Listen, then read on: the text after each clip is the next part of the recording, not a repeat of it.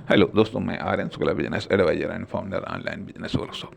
मित्रों, हम कहना चाहेंगे be alert for and from risk. Be alert for and from risk.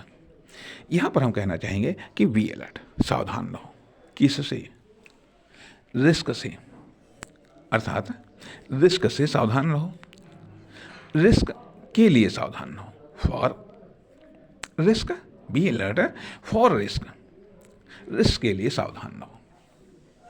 Risk के लिए, लाइफ हो या बिजनेस, रिस्क के लिए सावधान रहो। और फ्रॉम रिस्क, रिस्क से सावधान रहो। या फिर सावधान रहो रिस्क के लिए, रिस्क के लिए हमेशा सावधान रहो। रिस्क के लिए सावधान रहो, रिस्क के लिए सावधान रहो और रिस्क से हमेशा सावधान रहो। अर्थात रिस्क वह जो हम अदर्स के बारे में नहीं जानते, रिस्क वह जो हम खुद के बारे में नहीं जानते, रिस्क वह जो हम दूसरे साधन या संसाधनों, परिस्थितियों के बारे में नहीं जानते, रिस्क वह जो हम अपनी कंडीशंस के बारे में नहीं जानते, क्या कब घटित हो जाए नहीं जानते। तो इसलिए ये कहा जाता है कि बी अलर्ट, हमेशा सावधान रहो। ऑलवेज बी अलर्ट, हमेशा सावधान रहो।